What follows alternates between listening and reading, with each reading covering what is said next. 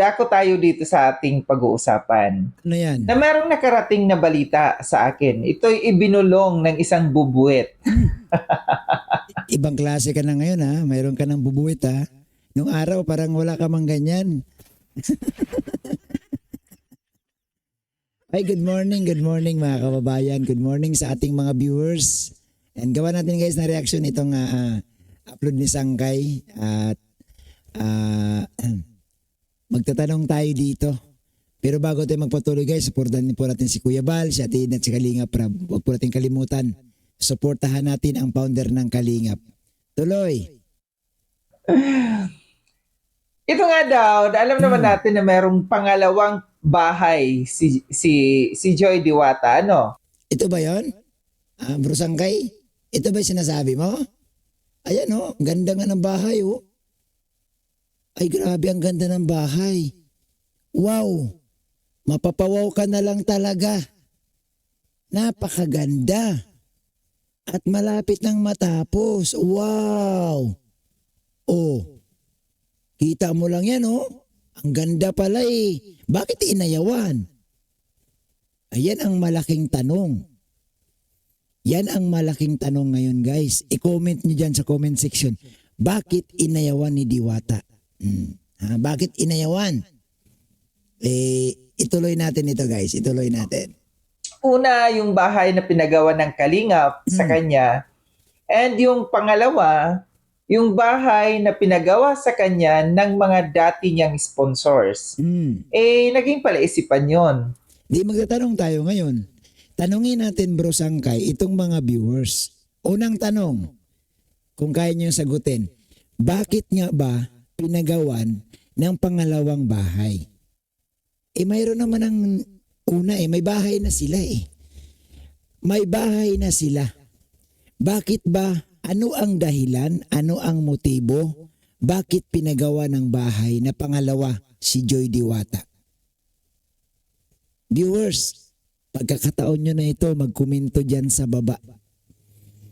Para naman mababasa ko at sa susunod kong reaction, babasahin ko ang inyong mga komento. Yun din naman ang tanong ko, bakit nga ba?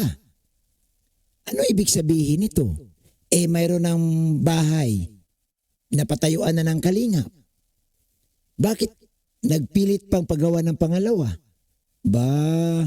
Baka naman baka naman may motibo sila. Baka naman gusto nilang palabasin na sa kalam kami.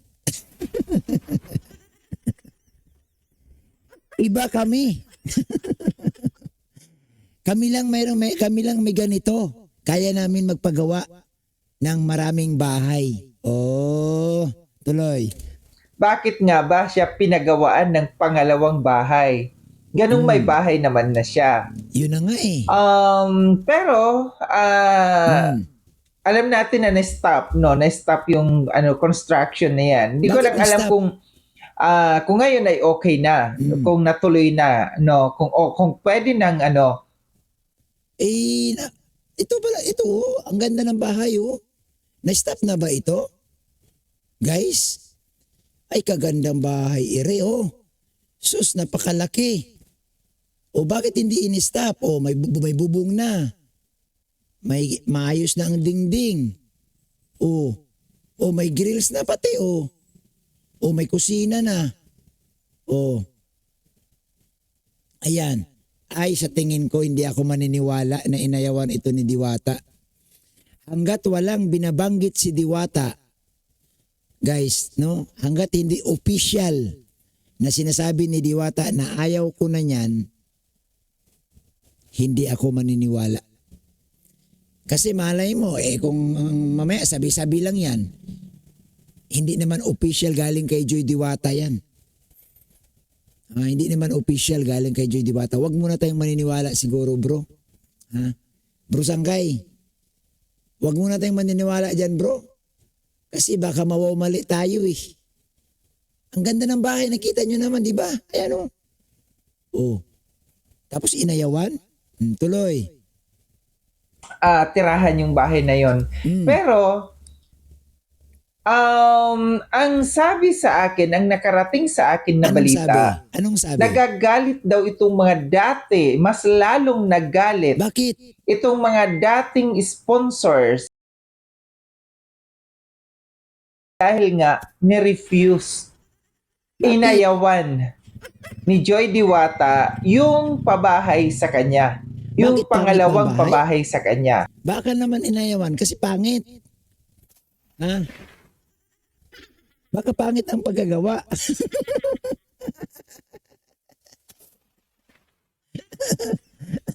Okay guys ha. Pinapasaya ko lang kayo ha. Huwag ko tayo masyadong pikon ha. Ang tanong nga, bakit inayawan ni Joy? Ito, tanong na naman ito. Ha? Magbigay nga kayo guys ng opinion ninyo. O hulaan na lang ninyo.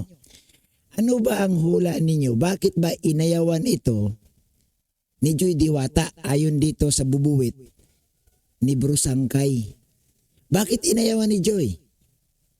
May multo kaya? Ha? May aswang kaya? O baka naman may wakwak?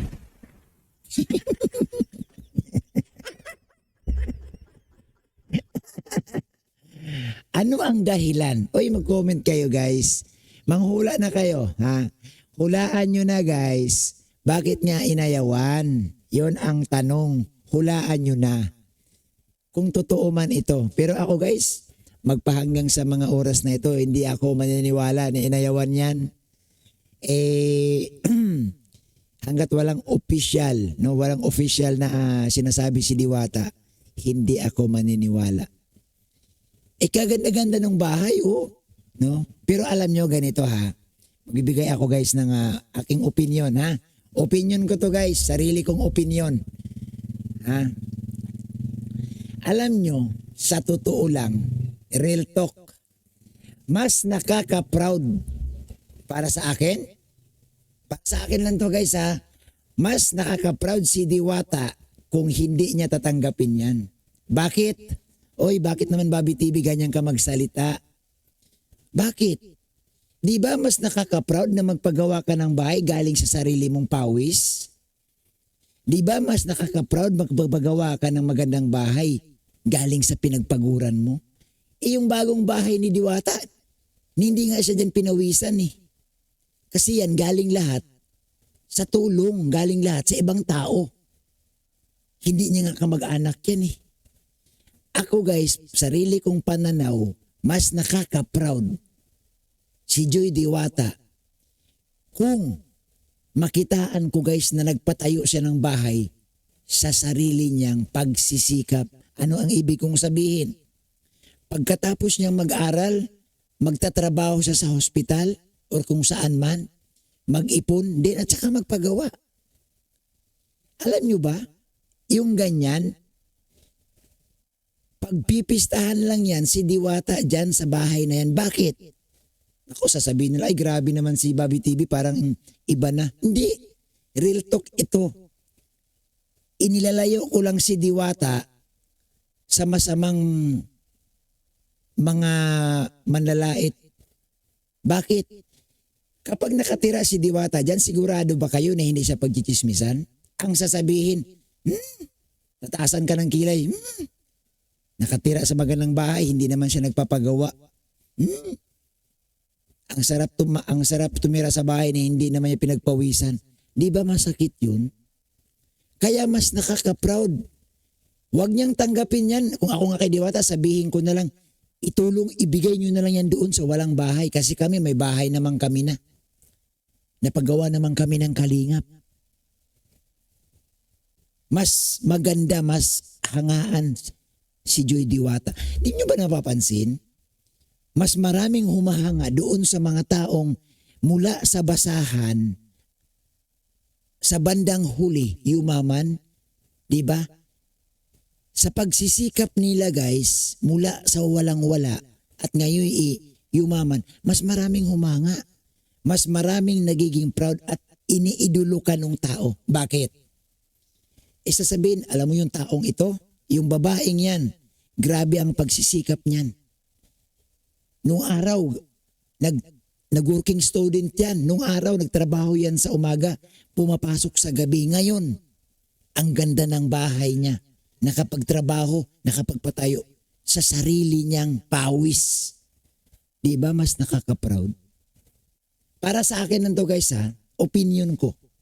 Kasi ako guys, lagi kong tinitingnan na mas masarap purihin, mas masarap gawing modelo ang isang tao kung makitaan mo talaga na nakapundar siya sa sarili niyang kayod. Hindi yung nakapundar ka, nakatira ka sa magandang bahay, may mga gamit ka, pero alam naman ng lahat at alam ng kasaysayan at alam ng konsensya mo, alam ng pagkatao mo na hindi mo yan ginastusan. Real talk yan. Huwag po kayo magsama ng loob sa akin guys. Kaya dito sa sinasabi nila na inayawan ni Joy Diwata, baka naman siguro may napansin si Diwata. Baka naman siguro napag-isipan ni Joy.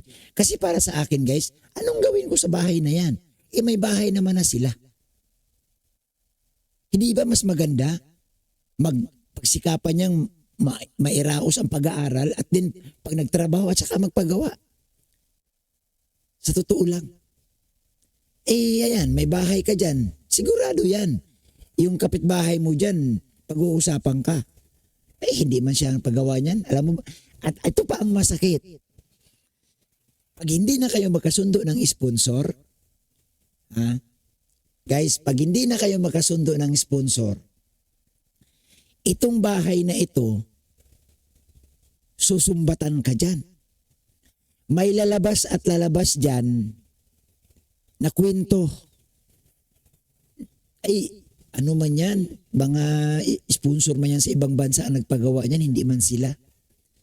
Hindi ka rin magkaroon ng peace of mind. Ang mas maganda talaga, magpagawa ka ng sarili mo. Wala pong pwedeng magsalita sa iyo laban dyan. Bakit? Pera mo yan Nag-ipon ka at pinagawa mo yung bahay na yan. Yun lang po talaga para sa akin. Hindi po ba? Mas gagayahin ka, mas hahangaan ka ng mga tao ng iyong barangay na makitaan, pag-uusapan ka nila Alam mo naman sa mga bulo barangay, pag-uusapan ka guys. Pag-uusapan ka.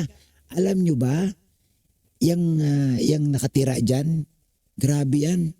Alam nyo ba, ganito ang kwento ng buhay niyan. Nag-aaral yan siya na wala yung kanyang tatay. Pero alam mo, nakapag-aral, nakapagtapos, nagtrabaho.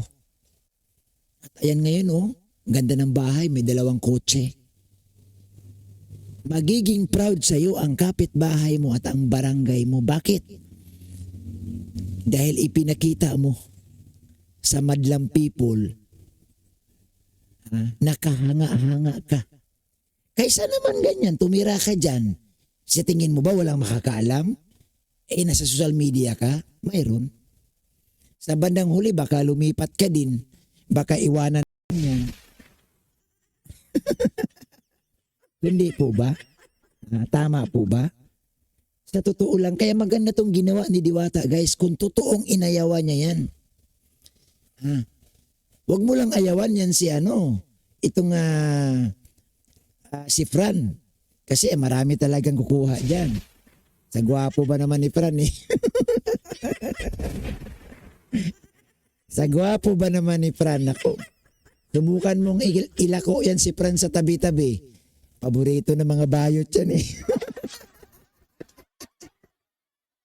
Paborito ng mga yan. So, di po ba? Yan, balik tayo guys. Ano lang yun, adlib lang yun. So, di ba napakaganda tingnan? Na huwag nang tanggapin para sa akin. Wala ako guys, hindi ko po sinasiraan ang mga dating mga sponsor. Kasi mga kaibigan ko man yun sila. May mga kaibigan din naman tayo dun. Pero itong sinasabi ko guys, opinion ko to. Ako kasi, alam mo ba, ito ikukwento ko sa inyo. Grabe guys ang paghanga ko sa mga nag-work sa Jollibee. Yung mga estudyante guys na nag-aaral sa mga fast food, nag-work sa mga fast food chain. Yung nag-aaral sa Jollibee, nagtatrabaho sa Jollibee, nagtatrabaho sa McDo, na alam naman natin mga estudyante sila. Hangang-hanga ako dyan. At tuwang-tuwa ako. Alam niyo kung bakit? Sa simula pa lang makitaan mo na sila na nagsisikap. Mahirap kasi guys yung nag-aaral ka tapos nagtatrabaho. O naranasan natin yan eh. No, trabaho sa umaga, pagdating ng alas 3 ng hapon mag-out para pumasok sa school hanggang alas 6 ng gabi. Hindi ganun kadali ang buhay ng working student. Pero nakaka-proud. Ang sarap pakiramdam sasabihin ng mga kapitbahay mo doon, no? Anak, gayahin mo yan, no? Gayahin mo yung taong yan. Gayahin mo yung taong yan. Nakatapos ng pag-aaral sa sariling sikap. Nag-aral yan sa umaga, nagtatrabaho sa gabi. Ngayon, license na siya. Ngayon, pasado na siya. Ngayon, nakapagtrabaho na. Di ba nakaka-proud? Kaya grabing paghanga ko, guys. Hangang-hanga ako, no? Sa mga batang nag-aaral tapos nagtatrabaho. Talaga. Bakit? Diyan mo makita kasi guys yung pagpupursigi. Pero doon sa mga batang, sa mga taong asa na lang, asa't asa, nako, anong may pagmalaki mo dyan?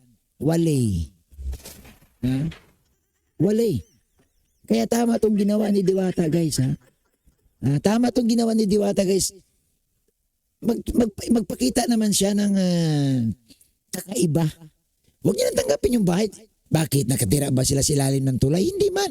May bahay man sila sarili. Nagbo-board man siya. Bakit marami ba silang pamilya? Ilan man lang sila. Bakit kailangan pa ng bahay? Di po ba? At ang pangit lang dyan, sa bandang huli nga, baka nga magkasumbatan pa. Pagka nagkasumbatan yan, pagsisisihan mo talaga. Bakit mo tinanggap yan? Sasabihin, sana hindi ko na lang tinanggap yan. Sana di na lang namin tinirhan yan. Hindi po ba? So tama to, no? Kung totoo man itong sinabi ni Bro Sangkay na inayawan ni Diwata, saludo ako. No? Sumasaludo ako. Sumasaludo ako dyan. May paninindigan yan. Oo, di ba? Di baling nakatira ka sa kubo eh. Di baling nakatira ka sa kubo basta't sa iyo. Ano mo nakatira ka sa mansyon? Ni Singkonduling, wala ka namang ambag. Bato-bato sa langit, ang tamaan, wag magalit. Oy, wag po kayo magalit sa akin guys ha. Nagbibigay lang tayo ng ating opinion, no? Sa balitang ito, no, na inayawan na pala ni Sangkay itong pabahay.